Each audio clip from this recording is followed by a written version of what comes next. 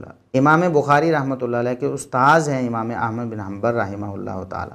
اب ہم مرزا صاحب آپ کو بتاتے ہیں کہ آپ ناسبی کنہیں کہتے ہیں، یا یہ جو جھالوی صاحب کہتے تھے نا کہ ان کی داڑھیاں پکڑو جو عالم بیان کرے، تو یہ کس کی داڑھی پکڑنے کی بات کرتے تھے؟ بہت زبان دراز تھے جھالوی صاحب۔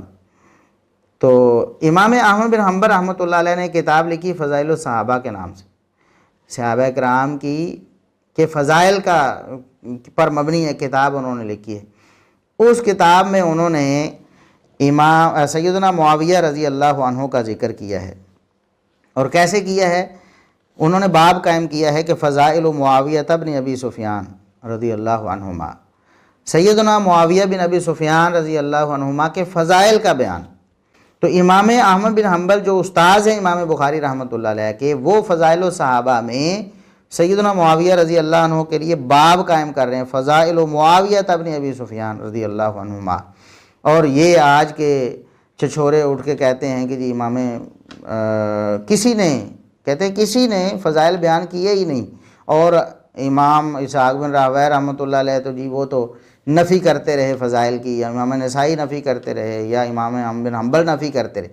دیکھیں امام احمد بن حنبل کا وہ قول جو سندن ثابت نہیں ہے، وہ انہوں نے پیش کیا نا لوگوں کو دھوکہ دینے کے لیے، اور ہم نے بتایا کہ وہ دو وجہ سے ضعیف ہے، اصول محدثین کے مطابق وہ ضعیف ہے، ثابت نہیں ہے۔ اس کو پیش کیا فضائل کی نفی کرنے کے لیے، اور امام احمد بن حنبل رحمۃ اللہ علیہ کی اپنی کتاب فضائل الصحابہ، جس کو یہ بھی کہتے ہیں امام احمد بن حنبل رحمۃ اللہ علیہ کی اپنی کتاب ہے، اس کتاب میں انہوں نے خود لکھا ہوا ہے کہ سیدنا معاویہ رضی اللہ عنہ کے فضائل ہیں، اس کو چھپا لیا لوگوں سے۔ مرزا صاحب یہ کیا خیانت ہے؟ کیا یہ دیانتداری ہے؟ دیانتدار لوگ ایسے ہوتے ہیں؟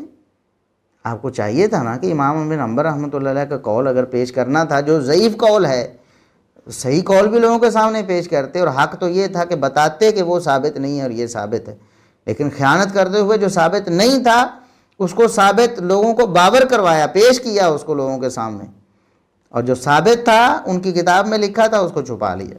معاویہ کے منکرو زبان کو لگام دو، معاویہ کے نام سے نہ روز و شب جلا کرو، معاویہ کہا کرو، معاویہ کہا کرو، معاویہ پہ منقبت لکھا کرو۔